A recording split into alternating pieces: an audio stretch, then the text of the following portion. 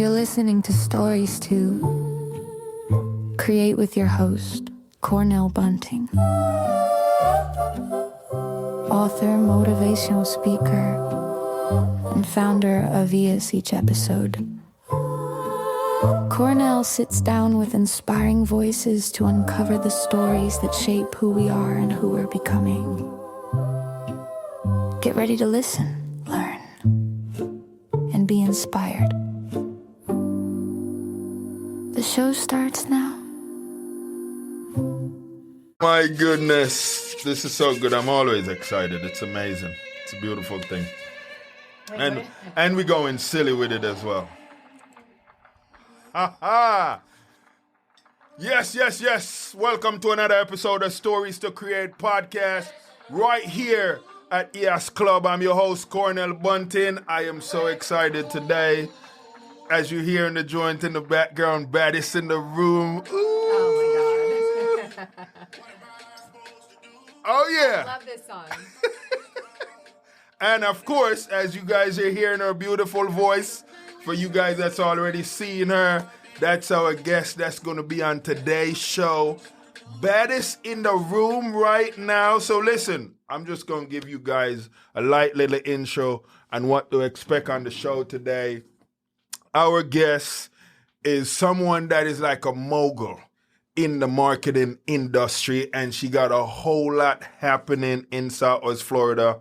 It's a beautiful thing. I am so excited right now, and I got to tell you guys, I've wanted to bring this beautiful soul on the show for so long, and so we finally make it happen. So listen, Yes, people, we did. I am so excited. Without further ado, help me welcome to the ES Club, Miss Christine. Hi. Good to have you on the show, Thank love. you so much for this opportunity. Oh I my appreciate goodness, you. I am so excited. So I gotta tell you, before we jump into our conversation today, guys, I want to thank my sponsors, and I gotta let you guys know, of course, my video game that's out, Nostril Cheese Chase, is officially a sponsor of the Stories to Create podcast. It's a beautiful thing. I'm so excited. Chorus Capital. Hey, any building you guys want to get built, you check those guys out. They are doing it huge in Naples and in different parts of America. So it's a beautiful thing. I'm excited about a lot that is unfolding for EOS, the organization. For you guys that have not been able to check out some of the projects that we have coming up or see what we got going on in Southwest Florida and Jamaica, that's going to be coming up soon. We just partner with the National Youth Council of Jamaica, getting ready to do 4 different youth empowerment events throughout the year this year. So we're hoping to unpack a lot. So with that, we're going to dive into the show. This is good. Where do we start? Listen, so what we do on the show, because we treat our guests. We treat our guests to a tale, where we have our lovely guests take our listeners back to the early years. Oh. So we want to dive into your world a little bit like that before we get to the present. Okay. So take us back a little bit on, where you was born, grew up. Okay. Well, I was born and raised in Florida. Okay. I'm a true Florida native. And my parents are Mexicans. They're from Mexico. They migrated over to the U.S. Okay. My eldest sister was born in Mexico. I was the first one born in the U.S. Okay. Shortly after I was born, I'm going to say maybe a couple of weeks, my parents decided to move back to Mexico. So I was in Mexico for the first 5 years of my life. Okay. So I have those roots. So you remember that a little bit? Oh, absolutely. I don't think it's normal for me to remember things that I remember being so young. Yeah. And now I forget everything. But I remember every little detail from when I was a very, very young, troublemaking kind of woman. Like I started giving my parents, a run for their money at a very, very early age in life. My mom's always, she always brings this up. I was literally 8 months when I started walking. Wow. So I think that I was ready for the world from the moment that I came out the womb, right? But yeah, like I lived in Mexico for the first few years of my life, and I remember a lot of the things. The culture, the food, of course, the people, and that's something that I will forever carry with me, and That's definitely. Beautiful. That's beautiful. But yeah, my parents are Mexicans. I'm Mexican American. And there you go. So you came back to Florida when you came back to America? Yeah, we lived in Texas for a little bit. Okay. And from Texas, we ended up going to Maryland. Okay. And what a lot of people don't know about me, which, with everything, all the projects and stuff that we have going on, of course, people probably wouldn't necessarily imagine that about me, particularly where I am in life right now. Right. But I mean, I am your true definition of an immigrant's. My parents are immigrants, and a true offspring of that. Right, like I was able to experience, the hardship with them. We lived in a migrant camp when I lived in Maryland. Hold on. I can't give you guys that part of the story yet. Oh. So there's a few things I want to grab before that, because that is so fascinating in itself. Just for you going through that, and then now what you do as the profession that you have and the lives you impact and stuff like that. But what I wanted our listeners to kind of get a feel on as well was like, who were you in school? Like, did you have good grades? I hated fucking school. Really? I hated school. I hated school. Oh my goodness. The teachers probably hated me too. Yeah. They had my parents' phone numbers on speed dial. Wow. I was always just, and still to this day, like I get bored very easily. Wow. And I mean, it doesn't work out well in my personal relationships either, because I mean, I get bored. I get bored. You mouthy, you mouthy? Of course I am. Yes. But I mean, like I get bored very easily, and I'm one of those people, like, if you're trying to teach me, what 2 + 2 is, just show me how to hurry up and do it. Like I'm very impatient. Like, I'm very hands-on. Let's do this. Let's Don't get this speak to done. the choir. Don't speak to yeah. I get it. So, I get it. It's worked out, particularly with what I'm doing for work now, because I'm very impulsive in the sense that if I put a project at hand, I'm focused. We're getting it done. Yeah. And that's the end of that. Wow. It didn't work out for me when I was in school. Right. Because you're at a pace, you're on everyone's time. And now, with my marketing company and everything, I'm like, I'm my own pace. Right. What people will take them like a week to get done. If I'm focused for the day, I'm getting that shit done. You getting that done. Wow. So, with that being like a thing that you didn't care much for school, how far did you get to? I went to college. Oh, there you go. I did. Yeah. And I also took my nursing courses. I worked at a health department as soon as I turned 18. Yeah. And, I did that for quite some time. So I love patient care. Yeah. It's something that it's funny because now my little sister that's 18 is going to school to be a nurse. And, wow. She's fulfilling that. And I got very jaded in the medical field because of the experience that my mother had when she got diagnosed with cancer when I was in the 11th grade. Okay. It was a complete nightmare for our family. What a lot of people don't realize is that it doesn't only affect the person that's physically going through, that struggle, but it also affects the family around you, right? I remember, and I mean, mind you, again, I was in the 11th grade. I remember waking up every morning saying to myself, like, is today going to be the last day that I'm going to have a mom? Wow. You just wake up every day with that thought. And I, in the 11th grade, going to therapy and all of these things that are, talked about now, that wasn't the norm back then. We had a guidance counselor that you would go sit and talk to, but do I really want to tell this person my business? So it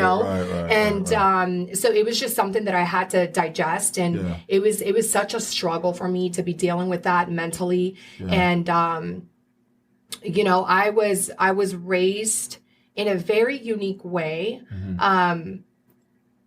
And I've had people that I've been in relationships with me tell me, like, you know, you got to learn how to put your dick away sometimes. Absolutely. Because I was raised, first and foremost, like I'm a daddy's girl. I was attached to the hip to my dad. You know, cookouts, all men, I was with my dad. If, you know, whatever, I was with my dad. Like always with my dad. So I've always gravitated more towards that masculine energy because of that. So that's what I have put myself around. Right? Yeah.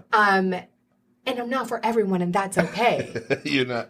And that's okay. Because I wasn't meant to be for everyone. Right. So if you can't, if my masculine energy is overwhelming you, then you're not man enough. Ooh, or you're not alpha enough, huh? How is it possible? Because we all have both. Right? Oh, definitely. We all have both. Oh, definitely. But if my masculinity is overpowering yours as a man. Yeah. That's not good. I don't know what to say about that. Guys, you got to go back in the drawing book and you got to figure it out. Absolutely. Oh, yeah. Absolutely. I totally agree with that. So with that, would you say your dad played more of a role with you, like understanding how to go through the school, the high school, the college, all that stuff? No, because we're Mexican. I mean...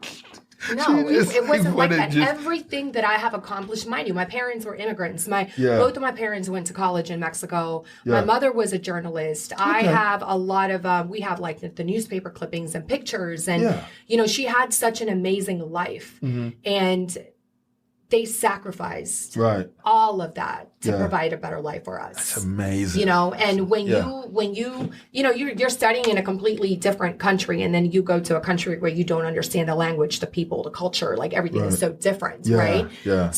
A lot of the times you can't carry a degree with you from another country to the U.S. This is true. So then they migrate to the U.S. They work their asses off to provide for us, right? You don't have time for anything else. Right. And that's all they've ever done to this day is work, right? Wow.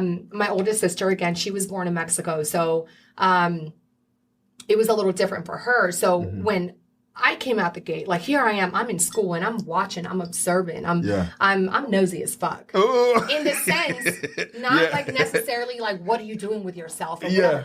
More like I sit back and I observe and I'm like, I don't like that. I like that. You know, like I just started figuring myself out along the way. Right. So, like once you figure yourself out, and, you know, I always tell people, like, you don't have to know what you want out of life, as long as you know what you don't want. Right. That's steering you in a certain direction. So I could see this pretty girl that had like an entourage of girl that was just wait for her to get to school so they can follow her around. I didn't have girlfriends. Absolutely not. Absolutely not. I was not a girlfriends type of person. I have 1, 2.5. Wow. 2.5 childhood friends. And I say have because the one bitch is there 1 minute and the next she's not. So I get a half of her. She gets a half a star. But no, I have a couple of childhood friends. And, but I wouldn't trade that for the world because they're solid. Right. They're That's solid. That's Mind you, I have a lot of acquaintances. What I do for a living, I'm a marketer. I do marketing for attorneys, for clinics, and you know, things like that. But for me to say I part bread with them, I allow people into my living space.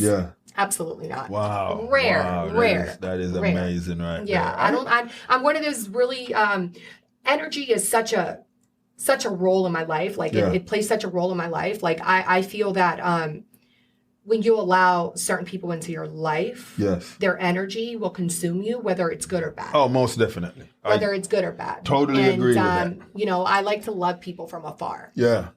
Sometimes you got to do that. I love to love people from afar. I like that. So, you know, with you now fully understanding, like, you know, how you need to apply yourself, did you know in high school or in college that you were going to be going into marketing? Absolutely not.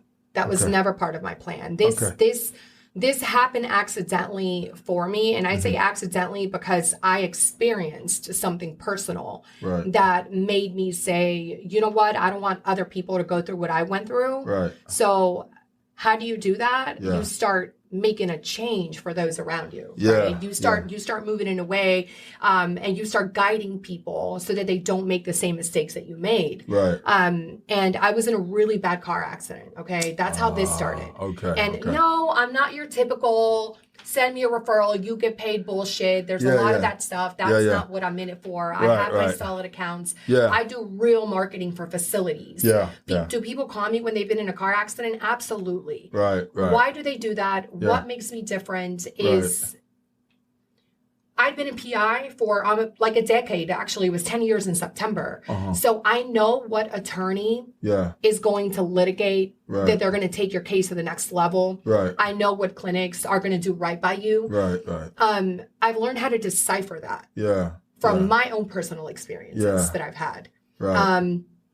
I was in a really bad car wreck, which, by the way, my left rib still pops out of place sometimes. Whoa. Like if I'm driving for a long time, I'm like, oh, and I have to like almost like readjust, like my left rib a little bit. But I was in a really bad car accident. I started treating at a clinic. The clinic exhausted my PIP money that I had for my insurance, and by the time that I had to go see a specialist, they had already ran through my money. Wow. So I'm like, you know what? A lot of people don't understand the way the laws work, which I am not an attorney. Yeah. Okay. I know things because I've been in this for so long. Right. And like I was like, you know what? No. So people come to me and I'm like, where do you live? What's going on? Right. And I help place them. I love that. And I help place them. And I literally treat everyone like if they were my mom, my brother, my dad, my son. Like I always treat people, the best that I can when they are in situations as such. I love that. So but that's how I got into marketing for this. Yes. From that. So from college, what was your first job that you stepped into? I literally just went and took my basic courses in school. Like I didn't say, I took my medical, of course, like anatomy, physiology, psychology, all that fun shit. Right. But, which by the way, I still have friends. My older sister's like, okay, so Caitlin is feeling like this, what do I do? And I'm like, I'm not a doctor, but let me tell you what you need to do. Yeah. Aside from the home remedies, because I'm really big on home remedies and the natural herbs and things like that, because that's the way that I was raised. Right. But I would say that like all of this came from those experiences that I've had myself, and I had no idea where my life was going to lead me. I love that. I've literally just been like a little plastic bag in the wind, and just letting the universe take its course with me, and I'm here for it. So let me ask you, because I think there's a few celebrities out there with the last name Guerra. You guys are not related to none of them? No. No. They say you're not guilty until it's proven, right? Until it's proven. I have no idea. So anyone be like, oh, I think I might know Christina Guerra. That's not, that might not be. Or it might, I don't know. It depends. It depends what it's about. So I don't know. The relationship you had with your siblings growing up was pretty good? It was, oh God, that's a whole loaded question. That's getting super personal, but that's fine, right? That's what we're here for. Definitely, yes. So, don't be mad at me, guys. Yeah. This is me apologizing ahead of time. I was always different. Okay. I was always different. Okay. I always kind of was in my own little world. My older sister, of course, we're all 5 years apart. Okay. I have an older sister that's 5 years older than me. I have a younger brother that's 5 years younger than me. And then I have an 18-year-old sister. Oh, okay. She was a surprise baby for my parents, but we have the same mom and dad. My parents have been married for 44 years. They have a beautiful marriage. Yeah. But my relationship with my siblings, I think when we were a lot younger, my older sister and I, we used to fight a lot, but I mean, your siblings, that's what you're supposed to do, I guess. And then with my little brother, I think that my little brother and my older sister gravitated towards each other a lot more. And I was just getting myself into shit all the time. Yeah. You was that troublemaker right there. I was. Yes. It was need horrible. To figure it out. Yeah. So, like when you left, well, actually, before we leave Texas, let's go into Texas a little bit. So, your parents moved there with you guys, so it was the three of you guys. At the time, it was four of us. My little brother wasn't born yet. Okay. Yeah. How did the camp stuff even happen? What? The camp stuff. So my uncle, Ernesto, he had been migrating back and forth to the U.S. for quite some time. Okay. So after my father crossed over with my mom, myself and my older sister, my uncle's like, hey, they're hiring in Maryland, come get this money. Yeah. So my dad, though, he's always been like a rolling stone. Right. He has gone to like almost every state to work. He would come back and, I don't know. I've never had that conversation with my parents as to how it came about that, they decided collectively like, okay, we're going to move to the U.S. for X, Y, Z reasons. Right. But we ended up in Maryland because of my uncle Ernesto. He's like, look, there's work out here. Like, let's figure this out. So then, and before we moved though, my little brother was born in Texas. Okay. But in between time, like he wasn't born yet. And then right before the move, my mom had him. He might have been like a year old maybe when we moved to Maryland. Yeah. And we ended up at a migrant camp. Wow. At a migrant camp. And this camp, the building was a very long building. It had 9 units to the left, 9 units to the right. In the center was one big public bathroom for the women and one for the men. Wow. So the shower was just like this room, but with like shower, like some prison shit. Whoa. Yeah. Shower heads hanging out of the walls. And then the bathroom stalls were literally just divided by the slabs of concrete with no doors. Wow. So my mom being who she is like, I'm not doing this shit. Yeah. She goes home and she starts sewing curtains, put a string, put curtains in. Ooh. And, she started like telling people like, we keep the bathroom clean as a community. Like they went in and started laying the law. Oh, wow. Yeah. But I mean, imagine being in Maryland. It snows. It's freezing cold. Yeah. Having to get up at 2:00 in the morning and it's snowing outside and you have to use the restroom. Oh, man. Yeah. Yeah. Because the unit that we were in had one small stove, one small table, a set of bunk beds, and then a couch, and then my parents' bed. Wow. All in one room. There was no division and there was no bathroom. Right. You had to go out to use the restroom. So, we had to time our showers because, you're not supposed to be out in the cold as soon as you get out of the shower and all of these things. So, I mean, it was was interesting. But you know what? I had the best fucking childhood. That's good. I had the best childhood. You wasn't upset that you was in that situation. No, I was so free. I remember running around in the cornfields and playing tag, and like it'll grow so high up, and you got to get on your tippy toes to look for your friends, and you're like running around. And we played in the woods all the time. My dad used to take us hunting, and all kinds of stuff. So we didn't look at it as we're poor, right?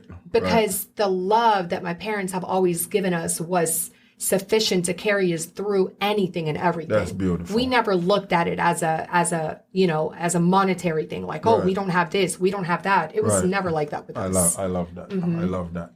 So then you guys moved from there. Well, from the migrant camp, we ended up moving to an all black neighborhood. Ooh. So we were the only Spanish family in the entire 2 complexes. It was insane. Yeah. And I remember when we first moved there, my dad was outside taking the snow off the car. Mind you, like we're the only non-black family in the area. How old were you at this time? I was in the 3rd grade. Okay. Yes. So you still pretty young. Yes. I was in the 3rd grade at the time when we moved there. Yeah. And might have been second or 3rd grade. One of the, I mean, for 3rd grade for sure I was there because I remember my teacher. I remember my boyfriend at the time in the 3rd grade. What? Listen, we'll talk about that. But yeah, so we ended up moving to an all black neighborhood. And I remember like one morning my dad was outside, of course, like scraping all the snow off the car. And this kid, he had to have been about 15 years old. Yeah. Grabs a snowball and throws it at my dad's face. Whoa. Not knowing that my dad's a gangster. Yeah.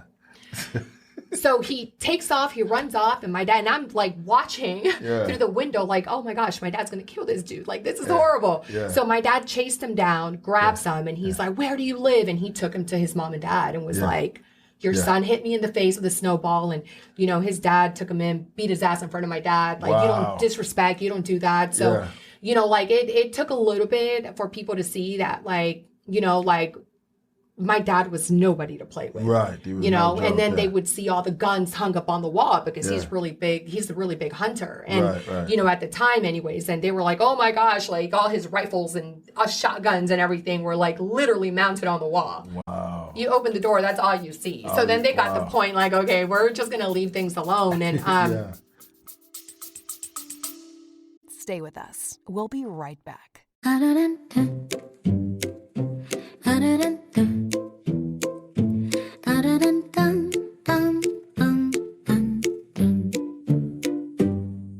Every young person carries a story of hope, of struggle, of dreams waiting to rise. But in too many underserved communities, those stories go unheard. At ease Inc. everyone has a story. We believe every voice deserves a chance. Through mentorship, empowering programs, and storytelling workshops, we help you discover their purpose, strengthen their mindset, and build a future they can be proud of. From classrooms in Jamaica to communities across Southwest Florida, ES is changing lives, one story at a time. but we can't do it alone. Join us, become a mentor, volunteer, donate, help us fuel the next generation of leaders, creators, and change makers. Visit ahasink.org today, because when you help a young person share their story, you help them change their world.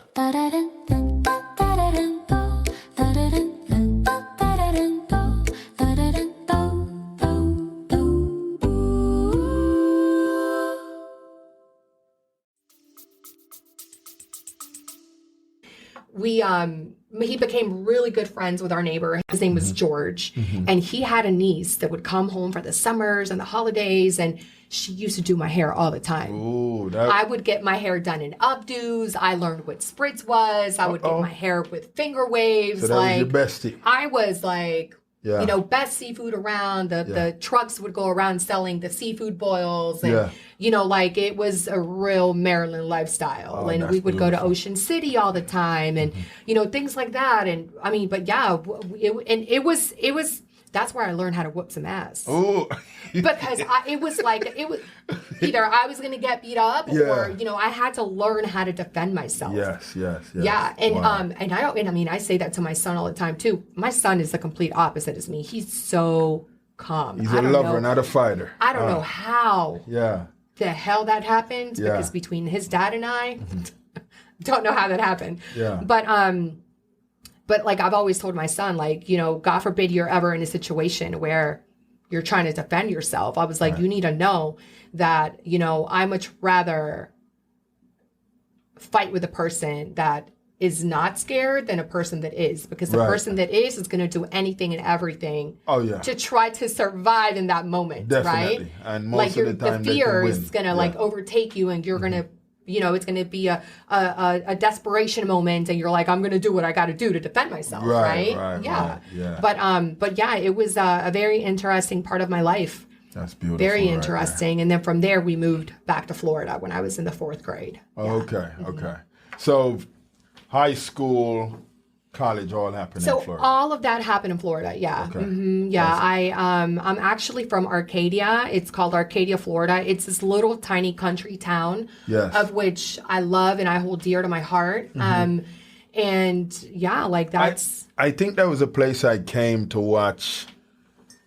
Was that horse riding or bull riding? Maybe it was bull riding. Absolutely. What do they do with the rodeo? They ride the bull, right? right? They do everything. Yeah. It's a rodeo. I came up there. The so barrel that's races, where it is. everything. Yeah, it usually happens. Gosh, I haven't been to that in years, but like I think it's March. Yeah. Usually when they have like rodeo week or whatnot. Yeah. Wow. So that's what that's where I'm from. That was the. Girl. So you've seen that type of life when you was up there in Arcadia. Yeah. But it's one of the things I noticed with that area though. Every house have land, they have space. They're not like on each other. My dad has always been like that. He doesn't like to be on top of other people, he says. And, you know, he's like, I don't want people fucking with me. If I want to go outside and roll a joint and, you know, drink a drink, I don't want to hear people nowhere near around me. So he's always been one of those people that's been far out in the middle of nowhere. Always. Wow. And sometimes it's good to be there. I mean, I love it. I love it. Like sometimes, particularly now where I live, it's, you know, it drives me a little crazy because, you know, you're around a lot of people. It's a lot going on. I mean, we are moving into that type of space now, and we're in this shift. Yes. I think with society, and so, you know, when you finish college. And you said, okay, now I got to be ready for this work world. Did you feel like you was ready? Well, my life took a completely different direction because I got pregnant with my son. I was still in school. Okay. I was, you know, I did a few pageants in my lifetime. I actually did the Miss Arcadia title, won that title in like 2006, I think it was. Of course you did. Yeah. I did the Miss Mexico title, the Miss Latina International. So I had a lot of things going for myself. Yes. And that January, I was supposed to start Nova Southeastern University through, you know, a pageant that, you know, was basically paying for my schooling. Wow. A lot of people are like, oh, you know, it's a pageant, you just wait and this and that. But I mean, a lot of the times there's scholarships and everything attached to these pageants as to why, you know, some people like to do that. Right. But yeah, I ended up getting pregnant. And from there, like, that's when my life took a completely different direction. And I got to a point to where I was like, what do I do? Right. You know, and it was really weird because my mom's the one that told me I was pregnant before I even found out. Yeah. Wow. Yeah, she knew it. You know, Spanish people, like, I mean, I come from a very spiritual family. Yeah. And she just looked at me dead in my eyes and she's like, you're pregnant. And I'm like, you're crazy. I'm like, what? No way. And I actually ended up pregnant. Yeah. Wow. But yeah, so after that. So you were still in your teen then? I was 19. 19, okay. When I got pregnant. Okay, I was a super young mom. Yeah. And so I got to a point to where I was like, I don't know what to do. And I was raised Catholic. Right. My parents, what I love and I respect about them is that they've always allowed us to make our own choices. Right. You know, they'll sit back and give an opinion and then let us decide. Yeah. You know, that's your life. My dad has always said that. It's your life. Oh, definitely. Whatever choices you make, if you have that baby, I'm not pushing that baby out for you. Right. I'm not the one that's got to take care of that baby. Right. That's you. Right. So at the time where I was working at, the owner, because I mean, he would sponsor my pageants and, you know, it was amazing. Things were going phenomenal for me. And the guy that I was working for at the time, I found out that I was pregnant actually at when I was at work. I was at work and I took a pregnancy test and my girlfriend Maria was like, oh my God, I didn't even want to look at it because I was like, oh my God, like this is not happening. So she's like, bitch, you're pregnant. Like, you know? So then of course, you know, I have a whole life ahead of me. I have all of these amazing things going for me. Yeah. So my boss at the time was like, you're dumb if you have this baby. Whoa. He offered to give me the money to have an abortion. No. He absolutely did. He's like, your whole life, you're throwing it away. Like, you're getting ready to take off to go to college. You have so many things going for yourself. And I mean, I was like hosting events and I was like doing stuff on like some of the Spanish channels. And, you know, like the pageants really get you involved with the media, right? It's a little different now because now you have social media. Right. But at the time, you know, like there were so many avenues that my life was taking me to, and then this happens, right? Wow. So I'm like, okay, you know, I'm kind of like in the middle, like what road am I taking? Right. Am I having an abortion? Am I having this baby? Right. So I pull my mom to the side and I was like, look, Mom, like I tell her what happened.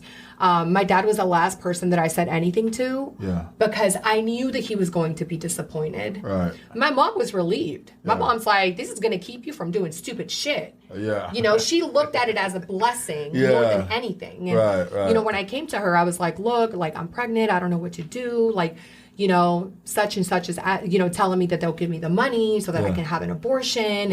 And, My mom's like, What was going on with your boyfriend at this time? Was he? the father of my son? Yeah.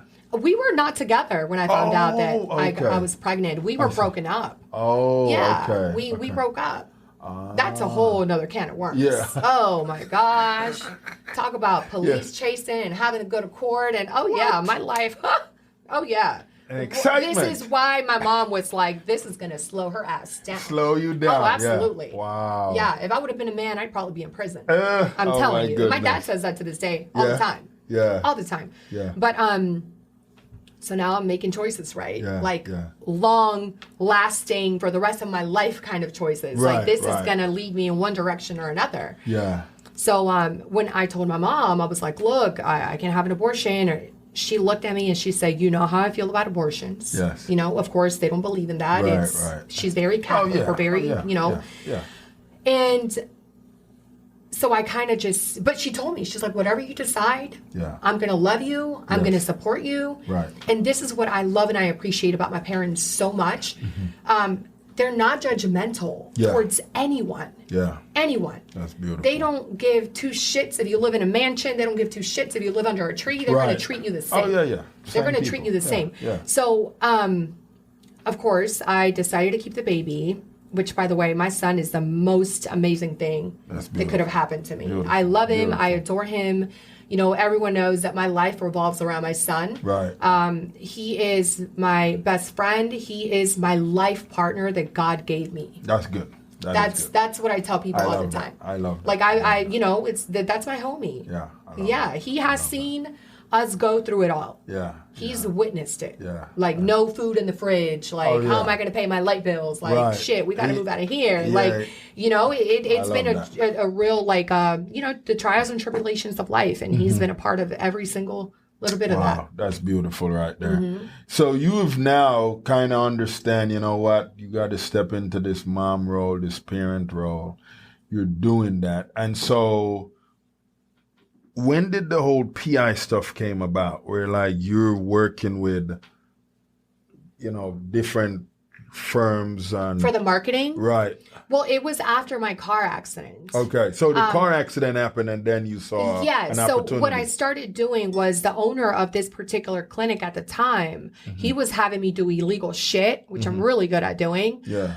So I really good he was like hey, you know what, you get me patients, I'll pay you an X amount of money. What people do nowadays still, okay? Yeah. So when people approach me about, hey, and I'm like, dude, I graduated from that shit a long time ago. That's the bottom feeders that do that at this point of my life. Like I don't have a need for that. Like I have a legit marketing company. I help people and I have accounts that monetize that, you know, don't leave the space for me to have to take from this person and that person and that person and blow smoke up their ass and promise them the stars and feed them shit. Yeah.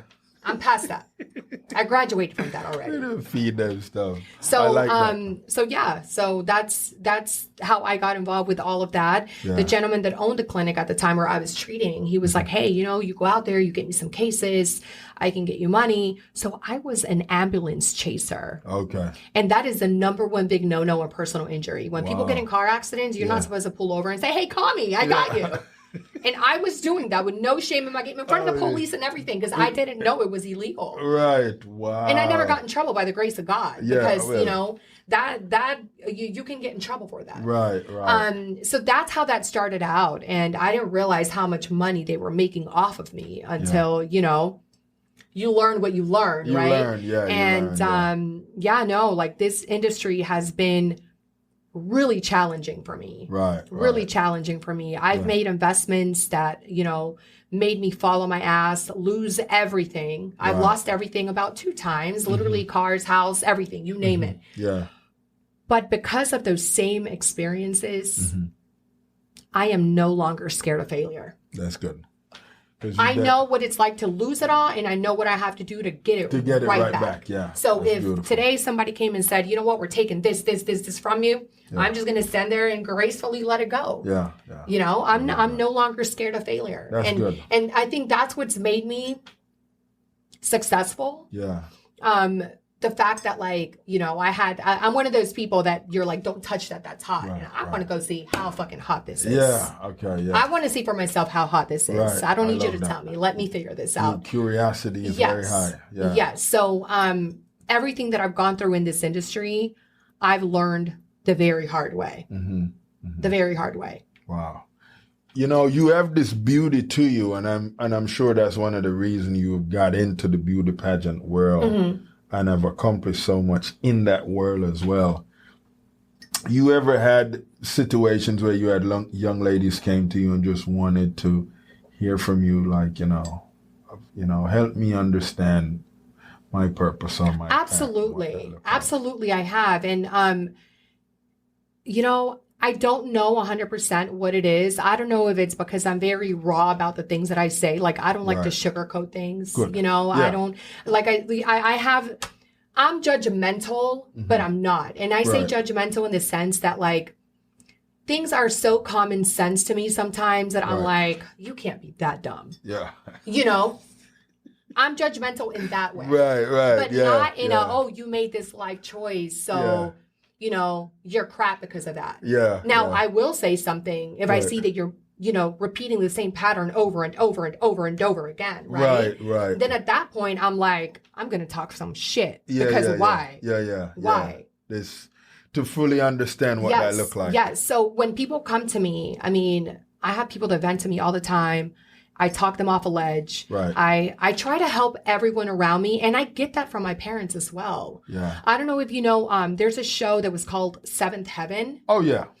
Okay, so my house was very similar to that in the sense that like my sister was in high school and one of her friends was being abused by the dad. Or, you know, like one of them was getting beat. Like, you know, our cultures are so different. Yeah. Like when they beat you, they're going to beat you with a cord. They're going to beat you with a stick, whatever. The first thing they catch, they're going to beat you with it. Yeah. You know, that's not the American way. Right, You put people on timeout and, you know, like, no. You do something, I'm going to pop you. Like you don't do that. Right.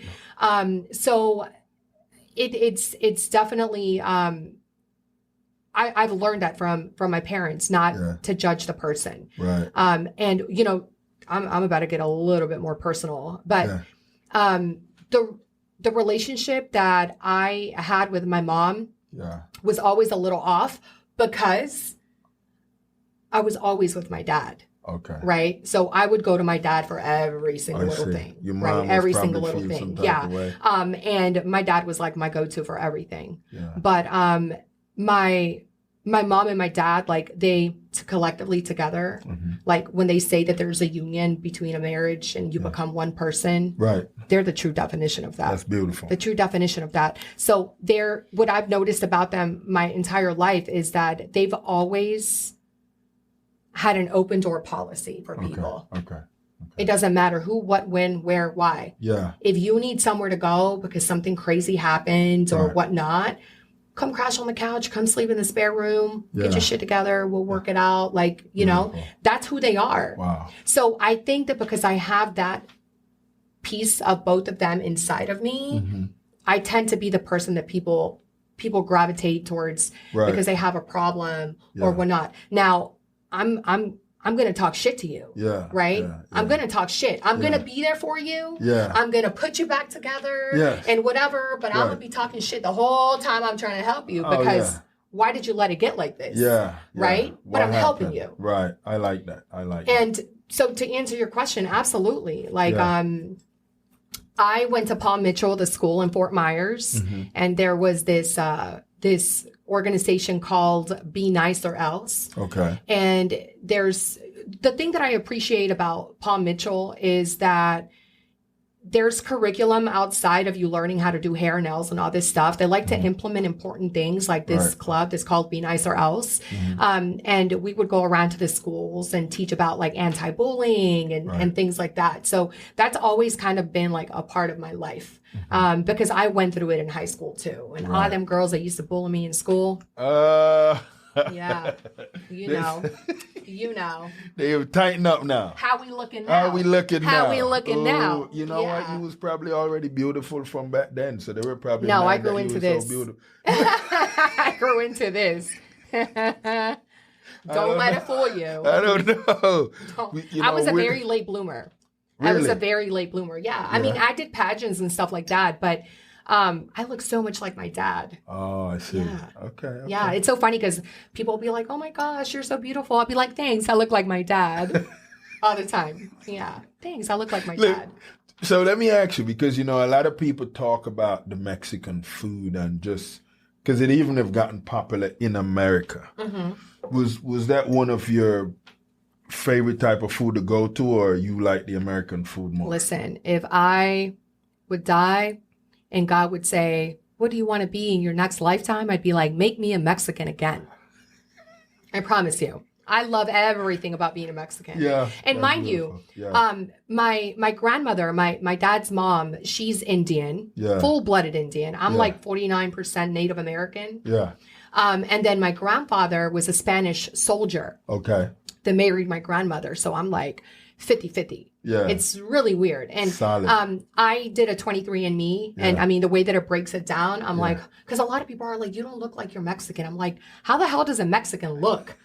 Like, first and foremost, I mean, my mom's side of the family, they're all light hair, Yeah. white, colored Right. eyes, like Yeah. the complete opposite as, by the way, I'm the darkest one out of my siblings. Wow. Yeah, I have that real Indian blood inside That's of beautiful. me. That's yeah, beautiful. they're a lot fair skinned. And you got some height in you as well, so Somewhat. some height, because you're taller than a lot of. No. Well, yeah.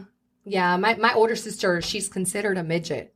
Ooh. She is. She's 4'11". Whoa. She likes to say she's 4'12". She's 4'11". If- I've measured her plenty of times.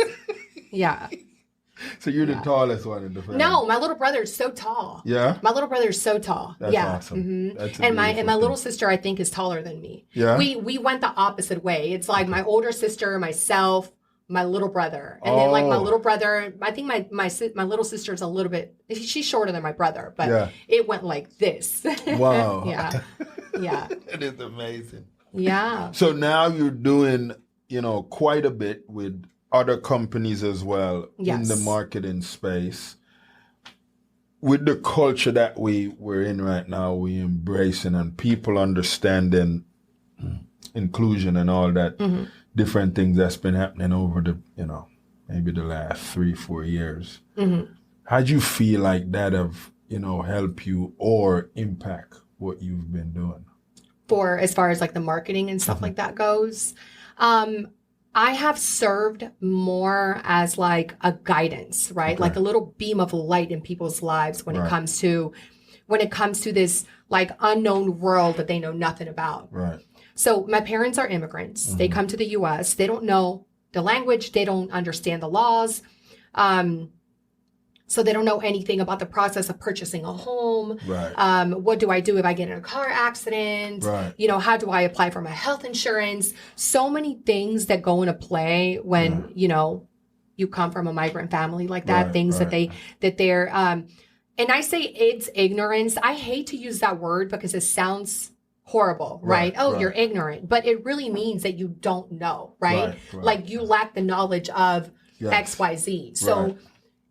it is ignorance when you Yeah. don't know something, right? Right. You're uneducated in that department. So Right. I have tried my very best to be like a light to teach people the way, because had my parents had this type of help, they would have had a completely different outcome. Yeah. So this is the reason why I do what I do. That's beautiful. My parents sacrificed literally and gave up their entire lives, uprooted, Yeah. came to a country where they didn't understand what was what. Right. And they didn't have that guidance. I don't ever want to feel like my parents' sacrifice went unnoticed. Right. So to That's me, good. this is my way of giving back and saying thank you to my parents, because when they've had the ability to help, they've helped. Yeah. And that's why I do what I do. I'm passionate about helping people and, teaching them about things. I have literally under my umbrella, I have realtors, I have doctors, I have attorneys, I have people that sell cars, I have people that do taxes. Right. I'm like a one-stop shop. in a way. one-stop shop, I don't get yeah. anything out of half of this stuff, to be Right. honest with you. Yeah. But just the satisfaction of knowing that, hey, you know what? I was able to help that person. That's beautiful. Because so many people gave my parents a lending hand at some point in their lives. Yeah. And it's not always about the money Right. either. Mind you, I love money and I love nice shit. Yeah. But, you know, it kind of defeats and it takes away from what could be your purpose in life. I don't know if I'm fulfilling my purpose in life.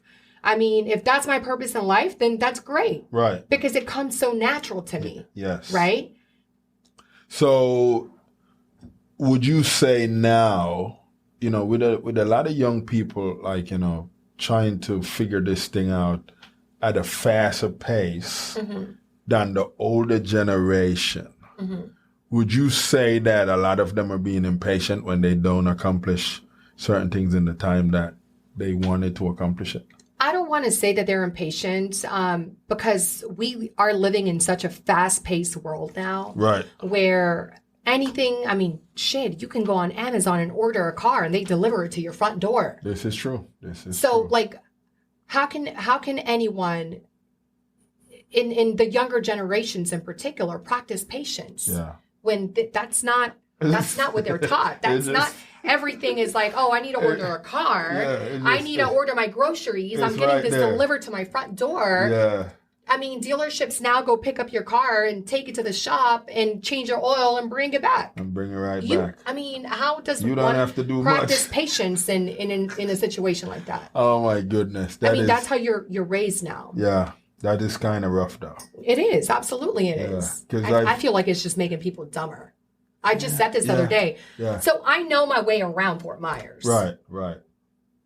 But I'm relying so much on my GPS. Actually, I was coming back from Orlando the other night. Yeah. And I'm looking at my GPS telling me where to go. I know mentally where I'm going, Right. but it's such a habit I'm staring at my GPS. My GPS is telling me to go this way. I know that it's not this way, but I Right. go this way because it's, you know, It's telling we you to stop go that way. thinking for Yeah, ourselves and yeah. allow for all of these things to take over. Oh man. It's dumbing us down. Yeah, it is. It is so That we're relying on important. all these things. Back Right. then, I mean, you used to buy, you know, I remember taking trips to Mexico with my dad for the summers and, Christmas and stuff like that. And Right. we would buy those maps at every gas station where you had to open and highlight. And, I was like my dad's co-pilot, like, okay, Dad, we're going on this exit. And, Right. like I learned how to read road maps and things like that. Right.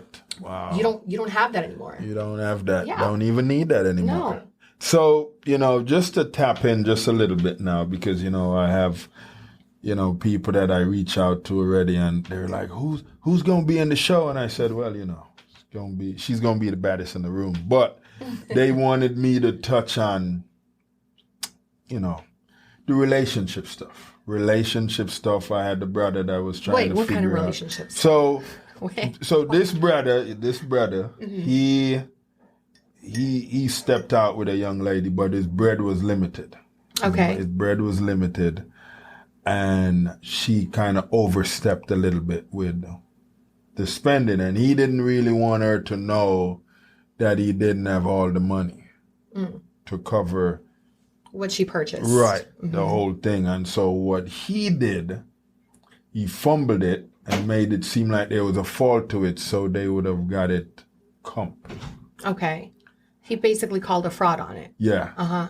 But he's getting like this guilt that's hitting him, and so he's like, how do you deal with that? What would you say to someone like that? I mean, first and foremost, I have questions. Because how did we get there? I have so many questions. How did we get there? Like, where did he meet this girl? How long have they been dating? Yeah. They weren't dating long. He wanted to impress her though. Oh, well, he's starting off on the wrong foot already. What? Absolutely. Shame on you, sir. Shame on you. Yeah, no. What? Why? So you're telling me you were okay with dating a gold digger? Yeah. That's basically what he just did. He probably didn't know though. He didn't know what. Can you bring him on? Can you call him? Let's call him right now on the phone because I have questions. You know what I'm gonna do though? I will bring him on I'm bring him on another show. I promise you guys. I'm gonna bring him on another show with you on the I have questions because how did it get to that point? But think about it though. How does a guy know if a girl is a gold digger? How would he know that she's a gold digger if she hides that though? If she hides that like You can't hide being a gold digger.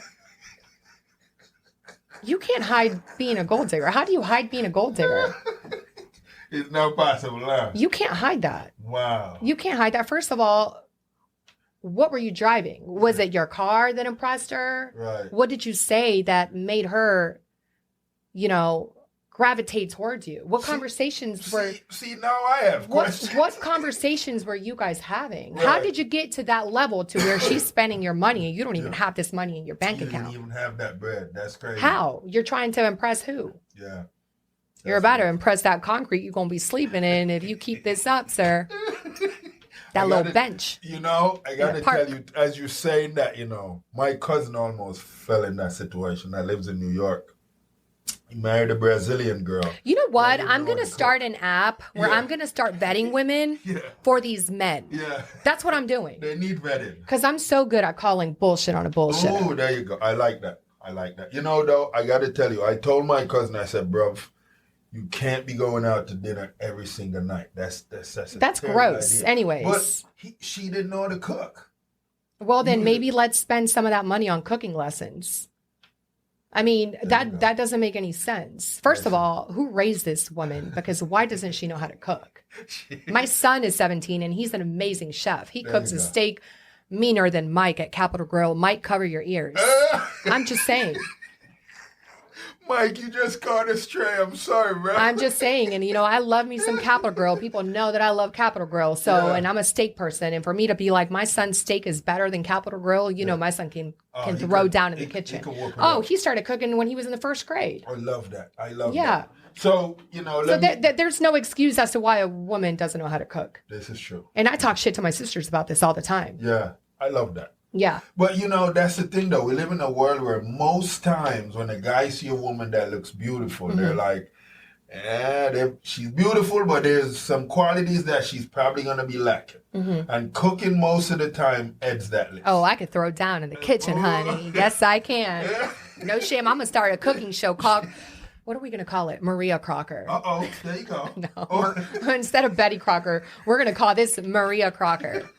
Or the Guerrera Crocker. Yeah. No, like cooking with Christina. There you go. Yeah. Just like that. I like that. And we're going to put that in the app too, because you girls better learn how to make your own money and learn how to cook too.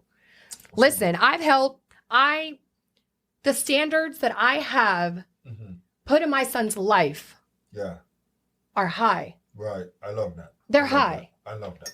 I make my own money. I cook. I clean. We're running a tight ship. All right. So we're gonna test you right now, real quick. So, because we want to take back a little bit, because of course you're close to 40. Yes?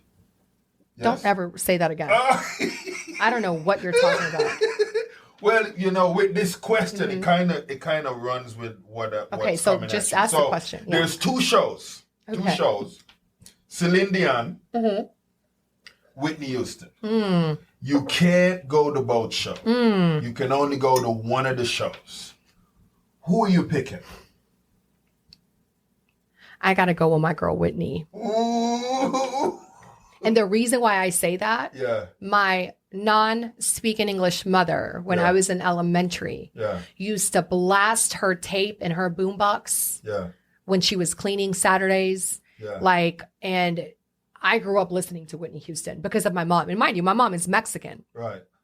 Wow. I never not once heard her play Celine Dion. I didn't know who Celine Dion was until I was in high school, actually. Really? Because my friend Albert at the time, he would play the CDs in the car. And now, I love Celine Dion after learning her, but I would have to say Whitney because Whitney was a part of my childhood. Okay. Absolutely. That's lovely right there. Yes. Now, if you was to step into the hip hop realm, we're going to step into the hip hop realm for a little bit. Okay.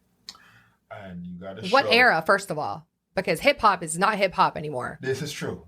Now they talk a lot of that. We won't come into this newer stuff that I don't even understand most of it anyways. So I just kind of stay in my lane in the, in the back there. So we got Ice Cube. We got, I don't want to make it too hard, but we're going to put Ice Cube over here. And we're going to put Ron DMC over here. Who would we choose? Ice Cube. Ooh. Sorry, Ron. I tried. Ice Cube. I like Ice Cube. He's too. just hot. He is. I love the little moles on his face, and that's all. He's got a beautiful nose, the lips, and he's more my type of guy. I like a guy that I know that I'm gonna sit in the car, and if something happens, I'm gonna be okay. You're gonna be good. Yeah, 'Cause you I got like that look, gangsters. too. Ooh, you do. I do. Yeah, I do. Come on, man. Yeah, I gotta know that I'm protected. I don't want to be the girl with a gun and I have to pistol whip somebody for you. Yeah, like who? What? You got to be able to protect me. Like, dude, what? Yeah. So you're telling me, let's say I'm attracted to that type of energy. I love that. So that's my biggest turn on. But let's life. say though, you're in a situation where there's a guy that you really care about. And he stumbled up on a dude that, more bigger, more solid. Oh. Rock him a few times and make him look bad. What would you do? Oh. That's a very tough question. I don't know. We might have to get my boo some boxing lessons or, I'm going to pay for your kung fu lessons, babe. I got you. I mean, I don't know. I've never been in a situation like that, by the way. That's good. Like, the person who I have felt the safest around that I've dated is the father of my son. Okay. To this day. That's beautiful. I know that if we're around and anything goes down, I'm 1,000% safe. I will close my eyes and let this dude take me wherever the heck he's taking me. And I know that whatever situation we get ourselves into, I am going to be safe. You're going to be safe. Yes, I love that. Yeah, most people wouldn't think that because of the history that we have. And all of you people that know what's up, mind your business. Yeah. No, seriously though. Like we, we were just so young, right? Yeah, and we used to throw balls of fire at each other, just back and forth. I get it. Yeah, but I mean, I have a beautiful relationship with the father of my son. That's beautiful. And, he's a part of my son's life. And, not everyone has had the privilege. And I say privilege because it's always a privilege when people treat you different than, than others. And you get the good side of them. And I always say that not everyone gets the same side of Christina. That's beautiful. If you hear, oh my God, Christina's such a bitch, believe it. Yeah. Oh my God, Christina's so nice, believe it. Believe it. That girl will have your back and whatever. Yeah. Don't piss her off because believe it. Yeah, I love it. Because you're not going to get the same version of Christina, all the way around with everyone. I might be having a bad morning and somebody says something and I snap at them. Right. So now their impression of me is not the best. Right. Yeah, I had a moment. I'm human. I was pissed. Definitely. I love that. So I feel like every person brings out a certain side of you. Right. So, I don't want to exclude much parts of Southwest Florida. So I'm just going to say Southwest Florida. Mm-hmm. What's your spots that you like more to just go hang out with friends, have a drink, whatever vibe? One of well, I guess we can go based on the bartenders that know me. Let's start there, okay? So, Ember Steakhouse. Yeah. I know Chris, the owner, his dad, Jack. They're always very personable, and I'm sure that a lot of people can agree to that. It's not your typical restaurant. They have amazing sushi. It's very family-oriented. If you guys want to do the whole, they have the little grill. What is it called? The grill and you get to cook the food, all that stuff. Right. So you can turn it into a family thing, or just go sit at the bar and have a good time. Right. Their music selection is always good. You feel like you're kind of in the club, but you're at a bar having a drink, hanging out with friends. So the ambiance there is always, it's nice. It's a good place to frequent with people and whatnot. But it all depends on the mood that I'm in. I see. Sometimes I'll go sit at Capitol Grill and I'm serve me an old fashioned, I'm having a day, So it just really depends on the type of mood. But I mean, Ember's one of my go-to spots. Of course, Capitol Grill is. But then the one in Mercado? No, I'm talking about the one in Fort Myers. Okay. Yeah. So Fort Myers is very limited, I feel like, to what they have. Right. But for the most part, I'm in Naples. That's absolutely. Beautiful. Yeah. I love that. I love that. So, because we're coming towards the end of the show now, for young ladies that they lack in a few, areas they're lacking quality. I just cuss so much on this podcast. Excuse me, little ladies. We can forgive her because she's so beautiful. It's self-expression. Yeah. What would you say to those young ladies? That would look at you and say, you know what, you're doing it, you're bold, you're fearless, you know, there's all these different things. How do you just step out, not be nervous that, you know what, this might not work the way I'm hoping it should work? Life is all about taking chances. And without the lessons in life, you get nowhere. This is true. You get nowhere. So the best advice that I can give is do it.